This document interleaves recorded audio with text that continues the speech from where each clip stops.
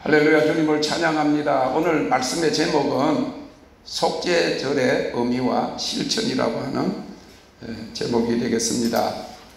레위기 16장 33절 34절, 레위기 5장 14절에서 19절의 말씀을 봉독하겠습니다.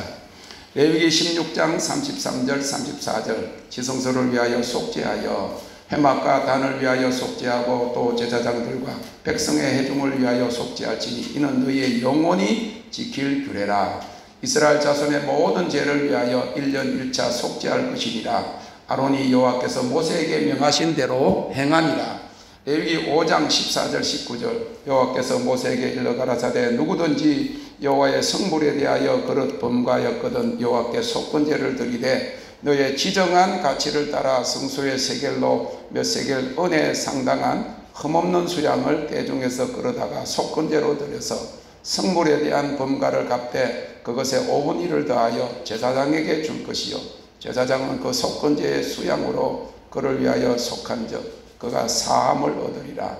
만일 누구든지 여호와의 금령 중 하나를 부지 중에 범하여도 허물이라 벌을 받을 것이니 그는 너의 지정한 가치대로 대중 흠없는 수양을 속건제물로 제사장에게로 가져올 것이요 제사장은 그의 부지 중에 그릇 범한 허물을 위하여 속한즉 그가 사함을 얻으리라. 이는 속건제니 그가 실로 여호와 앞에 범과함이니라. 아멘. 우리는 유대인의 절기로 너전비 절기에 속하는 나팔절과 속죄절과 그리고 이제 장막절을 지내고 있습니다.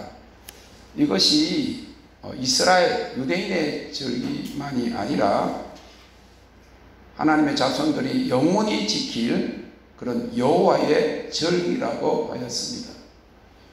우리 하나님 여호와 하나님이세요. 할렐루야. 홀로 한 분이신 여호와 하나님, 하나님께서 모세에게 그 이름을 계시하실 때 야훼 하나님이다. 그 야훼 하나님은 구약 하나님이고, 그리고 신약에서는 우리가 야훼 하나님을 섬기지 않는 것이 아닙니다. 그 여호와 하나님은 우리의 하나님이 되십니다. 할렐루야.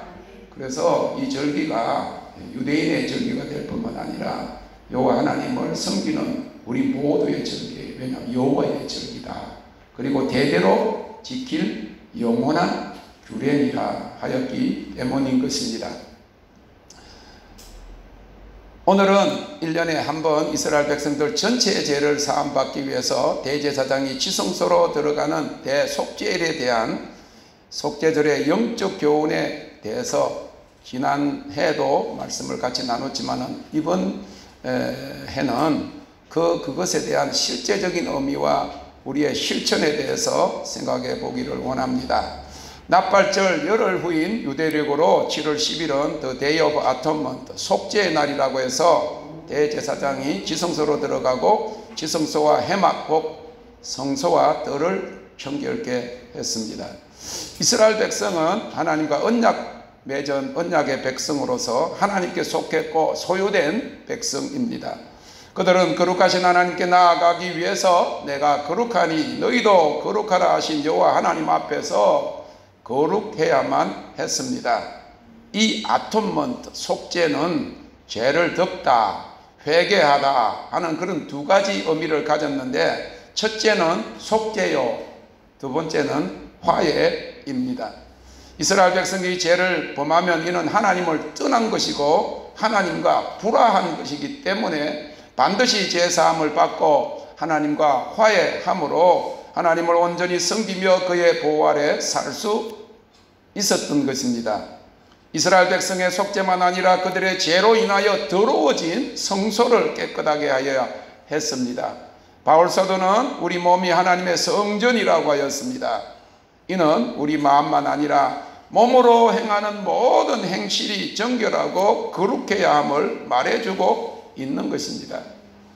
지성소는 하나님의 영광의 처소로서 대제사장이 평소 입는 화려한 에봇이나 푸른색 겉옷이 아니라 세마포 속옷을 입고 띠와 여호와께 성결 홀리 언투 가드라고 하는 그런 글을 쓴 관을 쓰고 하나님 앞에 겸손과 회개의 마음으로 서야 했습니다.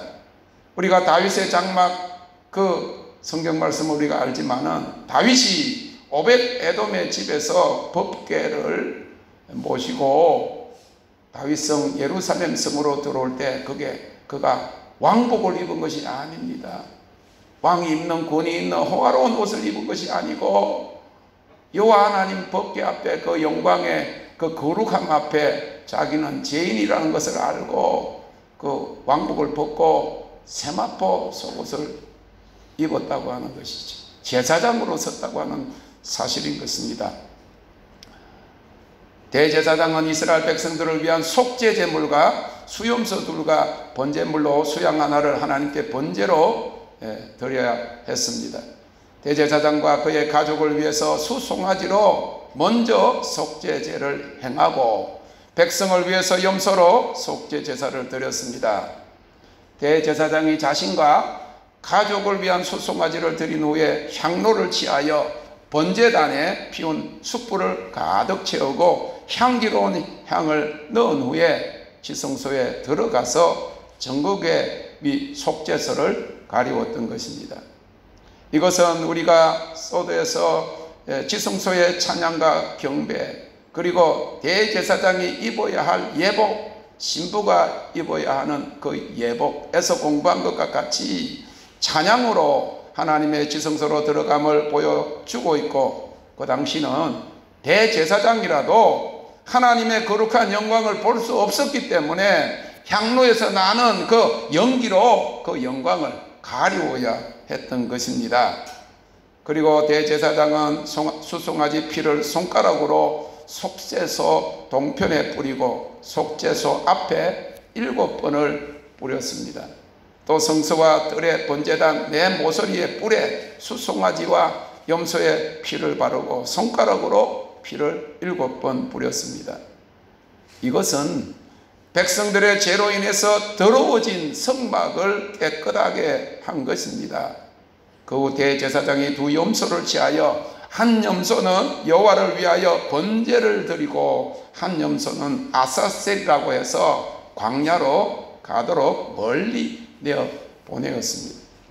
즉 백성들의 죄 용서를 위해서 머리에 안수한 후 광야로 보낸 이 행위는 하나님 앞에 번제물을 올려드리며 속죄제사를 드리고 난 다음에 하나님께서 그 죄를 멀리 보내어버렸다 하는 그런 뜻입니다. 이 속죄제를 드린 후에 대제사장은 세마포 옷을 벗고 거룩한 곳에서 물로 몸을 씻고 자신과 백성을 위해서 번제를 드려 자신과 백성들의 죄를 속하였습니다. 저도 오늘 아침에 일찍 5시 새벽에 일찍 일어나서 글 쓰고 기도하다가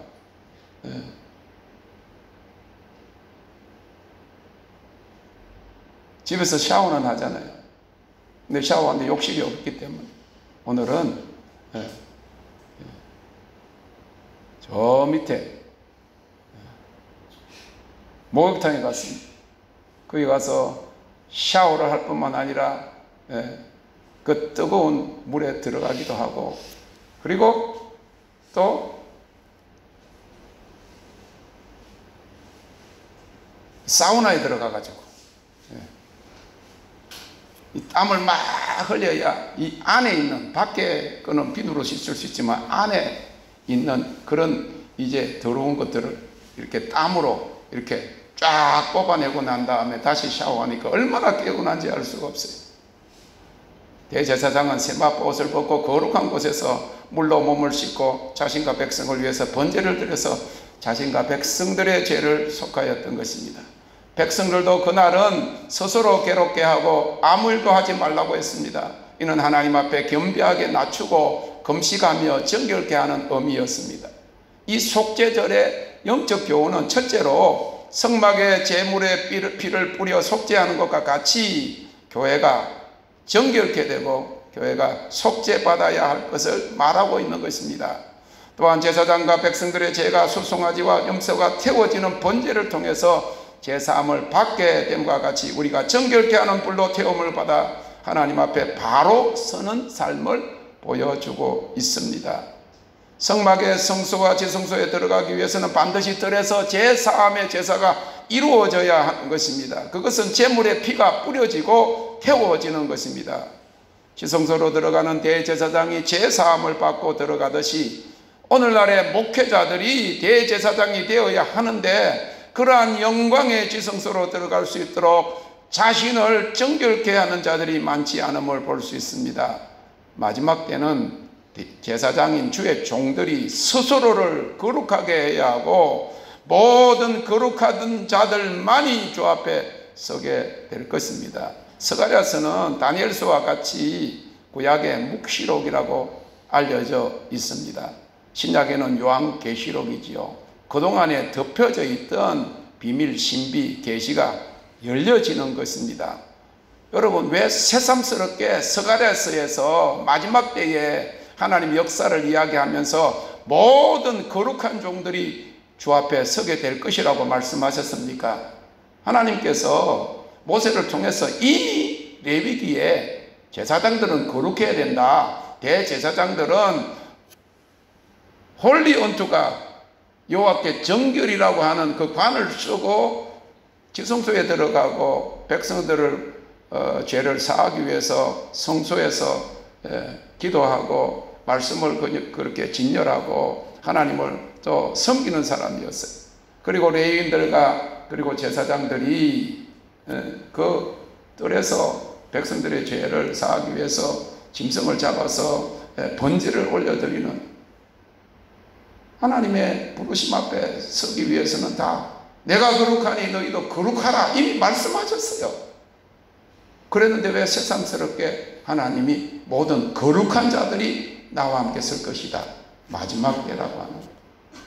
마지막 때는 세상이 점점 더 악해지고 더 죄악이 관영하기 때문에 제사장들까지라도 정결한 자를 찾아보기가 힘들기 때문에 거룩한 자들만 내가 쓰겠다. 죄와 세상을 철저히 미워하지 않으면 내가 너를 안 쓴다. 네가 나를 잘 알면, 거룩하신 하나님을 잘 안다, 그 앞에 가까이 간다는 것은 정결하고 거룩해야 되는 것이 결국은 마지막 때 쓰임받는 비결이라고 하는 거예요. 무엇보다 속죄절의 첫 영적 교훈은 우리의 죄가 사함을 받았다는 것입니다. 예수님은 우리의 죄를 속하기 위한 아사셀 염소로서 우리의 죄를 사하시고 우리의 죄를 멀리 보내버리셨습니다. 요한복음 1장 29절에 보라, 세상 죄를 지워가는 하나님의 어린 양이로다. Look, the Lamb of God who takes away the sins of the world. 그랬어요. 시편 103편 12절에 동이 서에서 먼 것 같이 우리 죄가를 우리에게서 멀리 옮기셨으며 라고 했습니다. 이 용서함과 제사함을 받아서 더 이상 정죄감이나 과거 죄에 대한 죄책감에서 해방을 누리시기를 주님의 이름으로 축원합니다. 사냥꾼의 올무에서 벗어난 새같이 우리가 자유함을 얻었습니다. 할렐루야, 주님을 찬양합니다.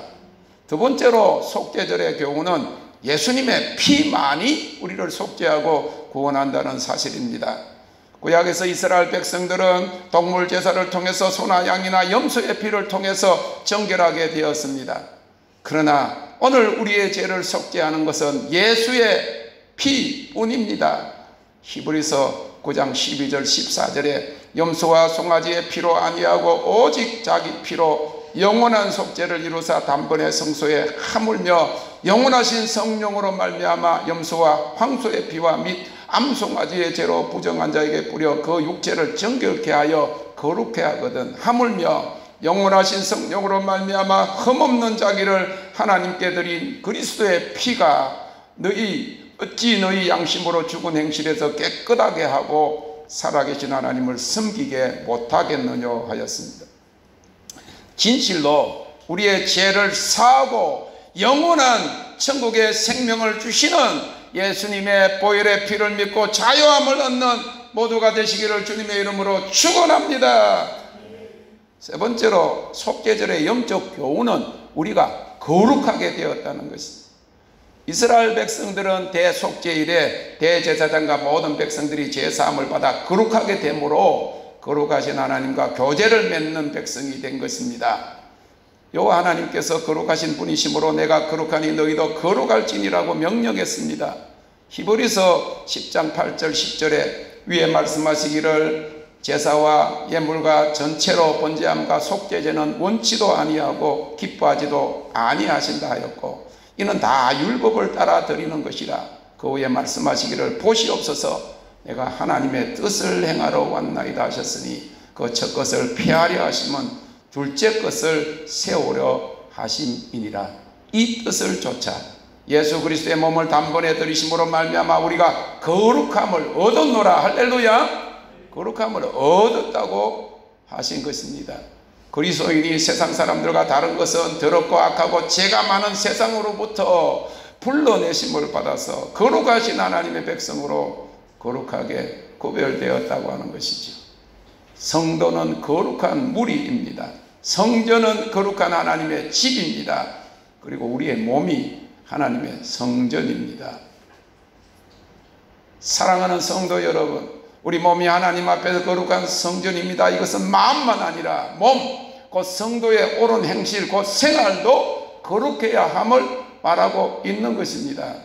베드로전서 1장 15절 16절에 오직 너희를 부르신 거룩한 자처럼 너희도 모든 행실에 거룩한 자가 되라. 기록하였으되 내가 거룩하니 너희도 거룩할지어다. 믿음으로 말미암아 어렵게 되었다 그러고 구원받았다고 하는 사람들은 믿음 우리가 구원받는 것이 행위가 아니라고 그러면서 행위는 뭐 관계없이 구원받았다고 이야기하는데 성경은 분명히 이야기하고 있어요.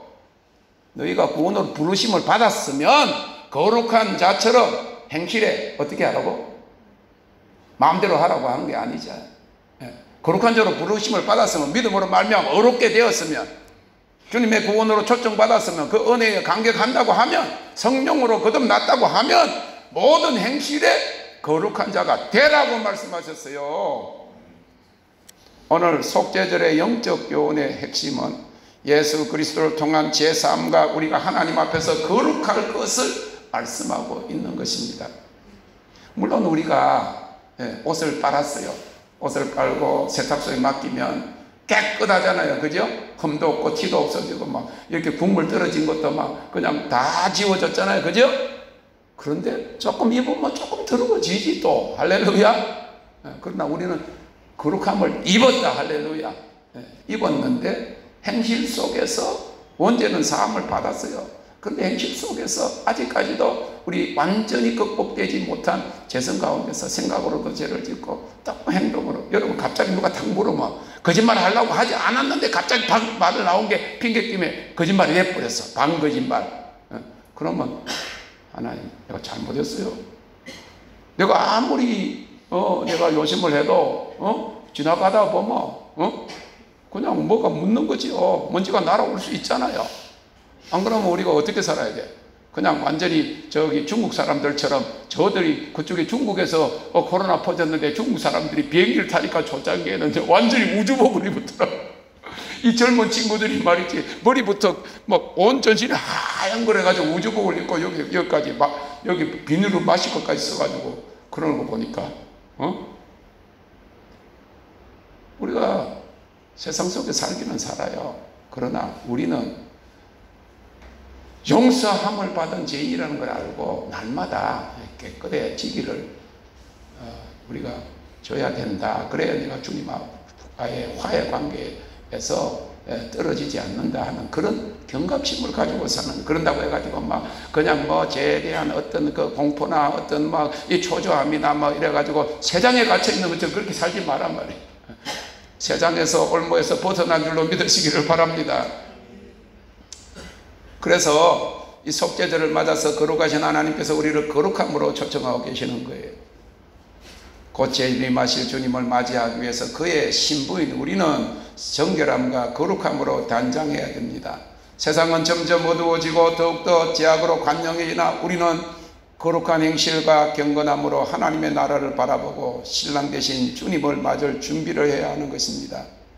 교회 회복은 교회가 거룩함을 회복하는 것이요, 성도가 하나님의 거룩성을 닮아 흠도 없고 점도 없는 어린 양의 순결한 신부가 되는 것입니다. 오늘 이 세대에 주님께서 교회를 정결케 하고 교회를 통해 세상을 정결케 하기 위해서 하나님의 백성들을 깨끗함과 거룩함으로 초청하고 계십니다. 그래서 성도는 하나님의 거룩함의 성품 안으로 부르심을 입은 자들입니다. 성경은 신분적으로 거룩하게 된 성도들에게 신앙의 삶에서도 생활에서도 거룩할 것을 요구하고 있어요. 베드로전서 1장 2장 5절에 너희도 산돌같이 신령한 집으로 세워지고 예수 그리스도로 말미암아 하나님이 기쁘게 받으실 신령한 제사를 드릴 거룩한 제사장이 될지니라 했습니다. 로마서 12장 1절에는 그러므로 형제들아 하나님의 모든 자비하심은 너희를 권하노니 너희 몸을 하나님이 기뻐하시는 거룩한 산제사로 드리라. To offer your bodies as a living sacrifices. 제가 네팔에 1985년에 갔을 때 길거리를 지나는데 갑자기 조그마한, 이거는 뭐 템플도 아니에요. 근데 조그마한 제단이 있는데 그 제단에 보니까 남자들이 한 서너 명이 버팔로 까만 소를 양 다리를 묶어가지고 옆으로 눕혀놨어요. 그래가지고 몸을 붙들고 있는데 한 17살 정도 되네. 거기 힌두교 제사장이지. 아무래도 나이 많은 사람보다 나이가 젊은 사람이 죄를 적게 지었다고 그런지 모르지만은 그 사람이 제사장 역할을 하는데 17살짜리 된 애가 아주 날카로운 칼, 큰 칼도 아니에요. 그걸 가지고 소 목을 이렇게 썰고 있는 거예요. 저는 옆에서 지나가다 우연히 봤는데 그 소목이 금방 그렇게 끊어지는 거 처음 봤어요. 이렇게 사람들이 다리 묶어놓고 이렇게 붙잡고 있는데 이 칼을, 아주 날카로운 칼이 목에 들어가니까 여기는 껍데기가 좀 나왔잖아. 이렇게 슥 들어가니까 헉 하는데 두세 번 이렇게 하니까 그냥 목이 끊어지더라고요. 그런데 막 피가 막 떨어지니까 그 피를 걔가 꼭 여기 속죄절에 그 제단 모서리에다가 피를 7번 뿌리듯이 그 피를 갖다가 막 제단에다가 막 뿌리더라고. 그런데 우리 몸을 하나님이 산제사로 드리랍니다. 제사는 제물이 죽어야 돼요. 그러니까 매일매일 바울사도처럼 할렐루야 그런다고 너무 힘들게 막 나는 나를 죽여야 된다 이러면서 너무 죄책감에 살지 말고 영적으로 나는 죽고 내 안에 그리스도가 사시는 할렐루야. 내가 사는 것보다 그리스도가 내 안에 사시면 더 좋은 거지. 할렐루야. 내가 주장하는 것보다 내 삶보다 주님이 나를 주장하시고 우리 가정을 주님이 주장하시면 할렐루야 할렐루야. 생명의 주님, 부활의 주님이, 영광의 주님이 주장하시면 좋은 거지요. 그래서 우리 주권을 이양하는 거예요. 주인이 내가 아니고 내 삶의 주인이, 그리고 우리 가정의 주인이 내가 아니고 주님이 주인이 되시는 거예요. 할렐루야. 주님께 있나이다. 모든 것이 주께 있나이다.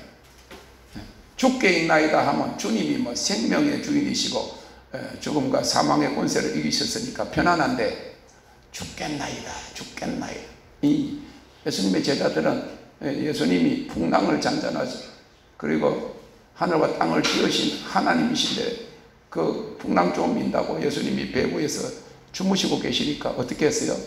주여 주여 주여 우리가 죽겠나이다. 여러분 죽겠나이다 하지 말고 모든 소망이 죽게 있나이다. 할렐루야. 죽게 있나이다 해서 죽겠나이다 하지 말고 죽게 있나이다. 이번 속죄절에 예수 그리스도의 보혈은 피로 지난날 모든 해결치 못한 죄사함과 구속함을 받을 뿐만 아니라 그 속죄와 영적 교훈을 깊이 생각하고 감사하고 곧 오실 우리의 신랑이신 주님을 맞을 정결하고 거룩한 신부의 자세와 행실을 다짐하는 절기가 되기를 원하는 것입니다. 그럼 이 속죄절에 이스라엘 백성들은 어떻게 이 절기를 지켰고 그것의 실천적인 의미는 무엇입니까? 레위기 5장에는 속죄절에 드릴 두 가지 제사에 대해서 기록하고 있습니다. 1절에서부터 13절까지는 속죄제사고 14절에서 19절까지는 속건제사입니다. 속죄절에는 속죄제사와 속건제사를 드렸습니다. 제물이 없이는 사함이 없기 때문이었어요. 이 속죄제사와 속건제사가 다른 번제와 소제와 화목제와 다른 것은, 다른 제사들은 제물을 가져온 사람이 그 제물을 잡습니다. 그런데 이 죄를 속죄하는 속죄제사와 속건제사는 제물을 제사장에 가져가서 제사장만이 그 죄를 양이나 소나 비둘기를 잡을 수가 있어요. 그리고 그 양을 잡을 때 그 사람의 머리에다가 안수를 하고 그 사람의 죄를 양에게 전가시켜서 그 양을 대신 죽이는 거예요.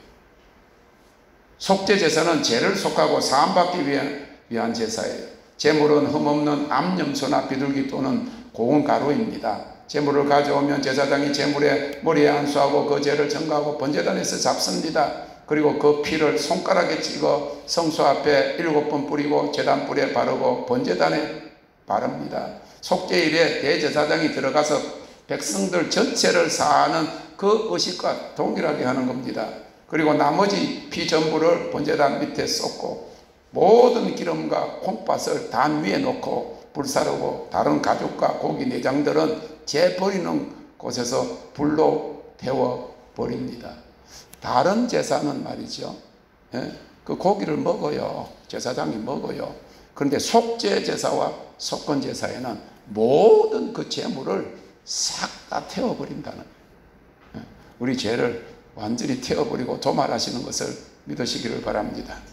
속건제는 히브리어로 아샴인데 그 단어는 썩나게 하다, 오펜드, 침해하다, 트레스파스라는 그런 뜻에서 파생된 범과 그리고 죄과라는 뜻입니다. 속건제라는 것은 하나님의 성물과 금령에 대한 권위 그리고 사람에 대한 권리를 침해함으로 다른 사람에게 손해를 보게 했을 때 그 허물을 용서받기 위해서 드리는 제사입니다. 그래서 이 속건제는 속죄제에 비해서 실제적인 손해 배상이 강조되는 그런 제사입니다. 그래서 정결제라고 부르는 이 속죄제와 달리 속건제는 하나님과 이웃에 대한 범죄 그리고 또 성물에 대한 허물이나 이웃의 물건에 대해서 손해를 끼쳤을 때 제물로 제사를 드릴 뿐만 아니라 후에 그것에 대해서 배상을 하는 규례입니다. 레위기 5장 15절은 여호와의 성물에 대해서 거릇 범과하였거든. 그 말은 거릇 범과하였다 하는 말은 속죄제하고 조금 다른 게 죄를 제대로 인식하지 못하고 실수를 했다든지 알지 못하고 지은 죄를 허물이라고 그래요. 그렇게 했거든 여호와께 속건제를 드리라고 했어요. 여기서 거듭 범과하였다는 말은 17절에 보니까 만일 누구든지 여호와의 금령 중 하나를 부지 중에 범하여도 허물이라 벌을 당할 것이니, 부지 중에 제대로 그것이 죄인지 모르고 하나님 금하신 것을 범했다고 하더라도 그것은 허물인데 그 벌을 당할 것이니 그것을 거듭 범과하였다 허물이라고 하는 거예요. 여호와의 성물에 대한 허물을 말하는데 모르는 중에 하나님께 드리는 것을 온전하게 드리지 못했거나 그 성물을 취했거나, 우리가 그러잖아요. 말라기서 보면 3장에 보면 여호와의 것을 도적질했다. 그 말은 뭐냐 하면 하나님 앞에 온전히 드릴 것을 드리지 않았다는 것을 이야기해요. 그것에 대한 그 예물을 드리는 것이 속건제예요. 그리고 또 성물에 대한 손해를 끼쳤거나 할 때 그 지정한 가치대로 속건 제물을 제사장에게 가져와서 죄를 사하는 제사를 드리고, 다른 제사와 달리 이 속건제는 하나님께 죄를 사함받기 위해서 드리는 그 제물의 가치의 5분의 1, 20%를 더 제사장에게 주라고 명하고 있습니다. 그렇게 할 때 하나님의 규례를 어긴 죄와 허물에 대해 용서받게 되고 하나님과 바른 관계를 맺게 되므로 하나님과의 온전한 축복, 특히 제물의 축복이 임하는 것입니다. 그래서 우리가 하나님이 제사장과 레위인들을 하나님의 일을 위해서 따로 구분하신 것을 볼 수가 있어요. 이스라엘 백성들이 가나안 땅에 들어가서 모든 지파대로 땅을 다 분배받았어요. 땅을 다 분배했을 때 레위 지파에게는 땅을 분배하지 않았어요. 뭡니까? 백성들이 그들은 여호와께 속했다고, 땅에 기업이 없다는 거예요. 땅에서 뭐 농사 짓고 뭐 목축을 하고 그래가지고 그것이 주업으로 되지 않고 하나님을 섬기는 사람들. 그래서 백성들이 가지고 오는 이 번제, 제사를 드릴 때 그 고기를 제사장들이 먹게 했다는 거예요. 그런데 속죄제와 속건제는 보면 모든 것을 다 태워드리기 때문에 남는 것이 없어요. 제물 중에서 제사장에게 돌아가는 것이 없다고 하는 거예요. 그래서 속건제 제사는 특별히 하나님의 성물에 대해서 하나님도 죄를 범했는데 알지 못하고 지은 죄나 이렇게 했을 때 하나님 앞에 그 제물을 올려다 드리고 그것에 대한 이제 5분의 1을 제사장복으로 드리게 되어서 허물과 죄를 용서 받을 뿐만 아니라 하나님과 바른 관계를 맺게 되고 하나님 온전한 축복, 제물의 축복이 임하는 것입니다.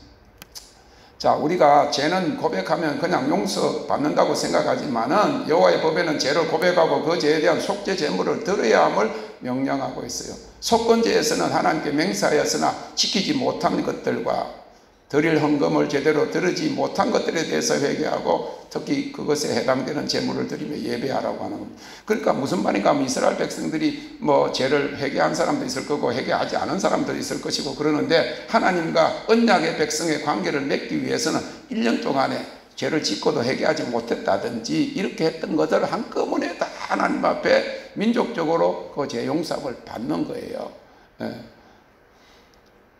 이번 속죄절은 그런 의미에서 예수 그리스도의 보배로운 피로 지난날 모든 해결치 못한 죄사함과 구속함을 받을 뿐만 아니라 곧 오실 우리의 신랑이신 주님을 맞을 정결하고 거룩한 신부의 자세와 행실을 다짐하는 절기가 되기를 원합니다. 끝으로 이 유대인들은 속죄일을 두려운 날, The Terrible Day, The Day of Atonement라고 여겼어요. 1년 동안의 죄를 이날에 사함받지 못하면 생명책에서 이름이 지워질 것으로 그렇게 알았어요. 사도 바울은 빌립보 교회를 향하여 그러므로 나의 사랑하는 자들아 너희가 나 있을 때뿐 아니라 더욱 지금 나 없을 때에도 항상 복종하여 두렵고 떨림으로 너의 구원을 이루라고 했습니다. 두렵고 떨림으로 with fear and trembling.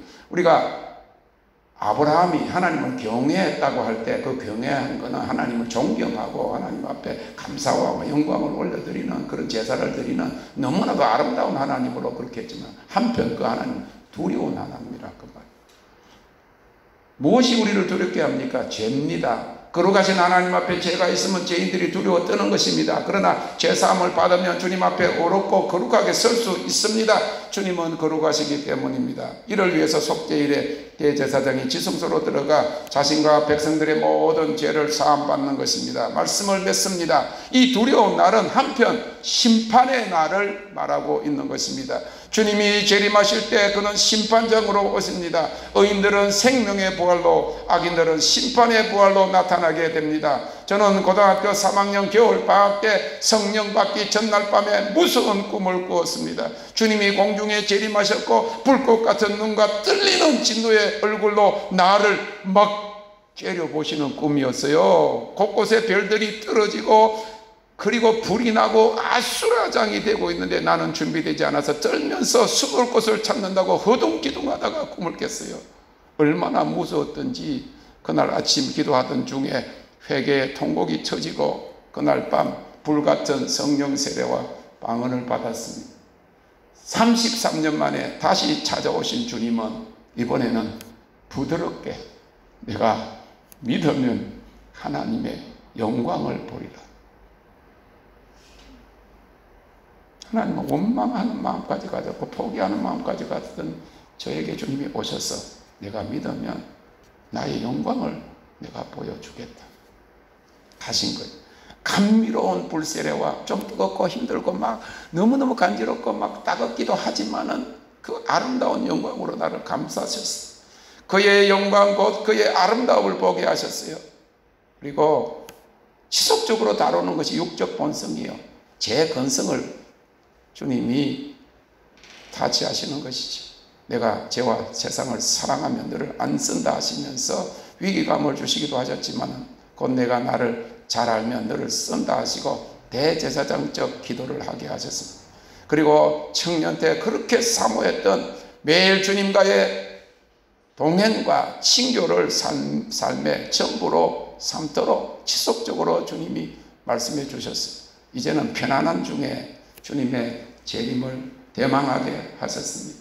휴거와 천년왕국을 믿는 우리는 언제라도 순식간에 일어날 주님의 공중 재림을 기다리면서 주님 재림 전 약속된 회개와 회복과 부흥의 통로로 사용될 것입니다. 이 마지막 추수를 위한 최종 준비가 깨끗함과 재정에 관한 훈련인 것 같아요. 속죄와 속건 제물을 드리며 평안한 추수로 들어가게 하심을 믿으시기를 바랍니다. 오래전에 길거리에서 예수님을 알지도 못할 때 부르심을 받을 때부터 예언자로 부르심을 받아서 왕들과 귀족들에게 예언한 인도의 토마스 목사님이 우리 교회 와서 처음 저를 보았을 때 한 예언의 말씀입니다. 오래전이에요. 7, 8년 전이에요. 이때를 위한 것이었습니다. 바른 방향으로 가고 있다. 지금은 정확한 시간이고 때이다. 영적 어떤 일이 있다. 재정을 준비시키신다. 이 마지막에 재정을 준비시키신다. 하나님 앞에 거룩하고 정결한 그런 준비 과정 가운데 마지막이 요셉 축복, 영광의 불을 받을 수 있는 그 재정을 준비시키신다 했습니다. 옛날부터 부흥사들이 이렇게 이야기를 했어요. 주머니가 회개해야 진짜 회개하는 거다. 재정인 거예요. 마지막 열방 추수를 위한 재정입니다. 하늘의 재정입니다. 사랑하는 성도 여러분, 속죄절 다음에 장막절 절기입니다. 한 해 동안의 축복을 감사하는 감사의 절기인 동시에 주님과 함께 천국 혼인잔치에 들어가는 것을 상징하는 축하요 그리고 파티인 것을 믿으시기를 바랍니다. 그러므로 우리의 모든 그리끼는 죄를 다 용서받고 주님 앞에 기쁨으로 서도록 항상 깨어 기도합시다.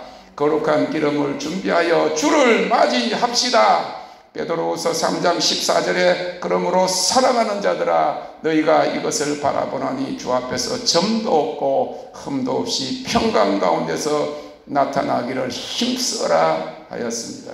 기도하겠습니다. 하늘에 계신 아버지, 우리가 겸손히 속죄와 속건 예물을 올려드리며 지난 1년 동안에 하나님께 불순종하고 잘못한 죄와 그리고 이웃에게 행한 잘못을 회개합니다. 십자가에 흘리신 대속의 보혈로 우리의 모든 죄와 알지 못하고 범한 허물을 정결하게 씻어주시고 용서해 주시옵소서. 우리가 기도하오니 우리의 삶 안으로 충만한 회복을 가져다 주시며 우리의 잃어버린 세월들과 관계와 재정을 회복시켜 주시옵소서. 우리가 재정적으로 하나님께 잘 심지 못하며 이웃을 구제하지 못해 궁핍하였음과 주신 물질을 잘 관리하지 못하여 하나님의 축복을 잃어버린 것들을 회개합니다. 이제 하나님께서 주시기를 기뻐하시는 모든 신령한 은혜와 영적 돌파와 치유의 기적을 베풀어 주시옵소서. 온 가족을 구원해 주시고 마지막 때의 열방 구원을 위해 약속된 하늘의 재정, 영광의 불을 허락하시옵소서. 예언의 약속으로 주신 풍성한 재정의 기적이 이제 나타나게 하시옵소서. 그리하여 물이 바다 덮음같이 온 세상을 덮을 영광의 통로가 되어 열방 영혼들을 구원하는 평안의 추수 안으로 들어가게 하시옵소서. 그렇게 하실 주님께 감사드리며 예수님의 이름으로 기도합니다. 아멘.